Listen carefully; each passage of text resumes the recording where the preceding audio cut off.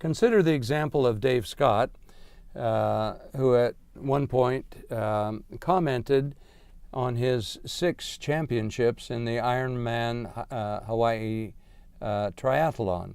So this is a 2.2 mile swim in open seawater, a 100-mile bike race, and a 26.4 mile foot race back to back to back. It's a grueling race, and Dave Scott has won it 6 times. He comments, however, during a race I never wear a wristwatch, and my bike doesn't have a speedometer. They are distractions. But now wait a minute, that's very unusual. That's not how most people think about competing or racing. Most people will say, wait a minute, I'm going to check my time against the milestone. I'm going to calculate how fast I'm going. I'm going to compare that with my plan. And if I'm behind, they're immediately going to say, I have to speed up.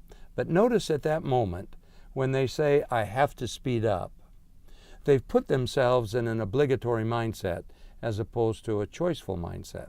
I wonder how many of you on your way into the office on an average typical workday your dominant thought is, what do I have to do today?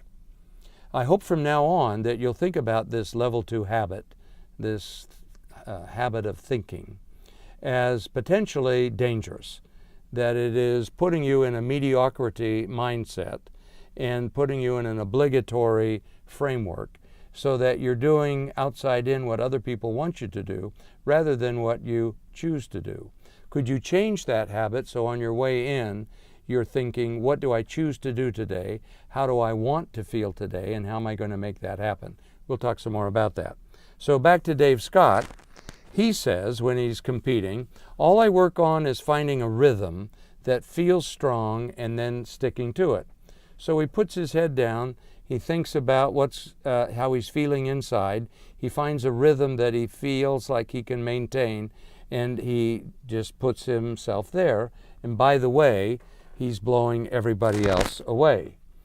Tiger Woods, after being out multiple times with various kinds of injuries and rehab, at one point said, just mixing it up with the guys and being in the hunt is a rush.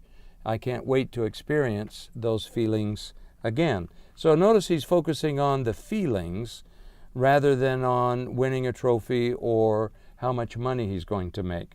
Well, let me give you some examples of feel, or what we might call the internal life stream. Jeff Rouse, the 9-year world record holder in the 100-meter backstroke, 3-time Olympic gold medalist, he calls it easy speed.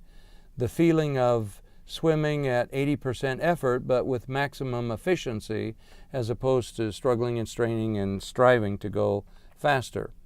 Dawn Staley, WNBA All-Star, NCAA Player of the Year, she says it's playing to win at the highest level. So she would acknowledge that winning the gold medal is important, but that, she said in her interview, is not why she plays.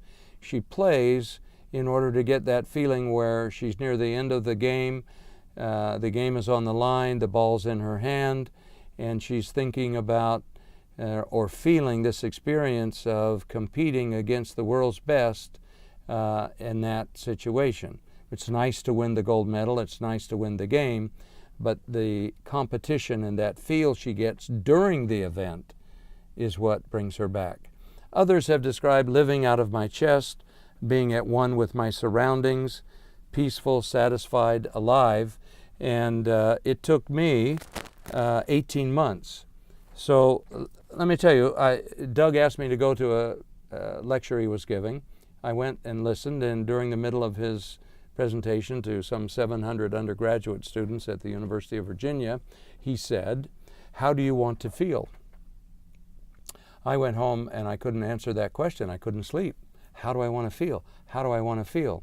I was 50 at the time, and I couldn't answer the question. No one had ever asked that before.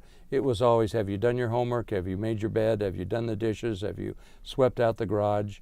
Have you published any articles, etc.? Have you paid your bills? No one had ever asked that question.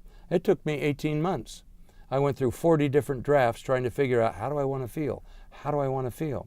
It had always seemed irrelevant to the question of what have you achieved? What have you done? Now, that's not to say that an achievement orientation won't get you a long way, but at some point, if you don't pay attention to how you feel about that inside and whether you want to do what you're doing, you may wake up one day and feel empty, hollow, having all of these trophies on the shelves or all of these line items on your resume, and realize that life is empty.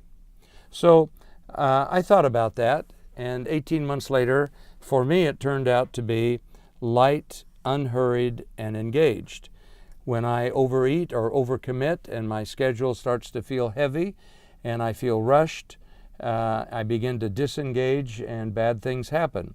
On the other hand, when I'm able to slow down, take care of myself, and manage each project with a little more care, good things begin to happen.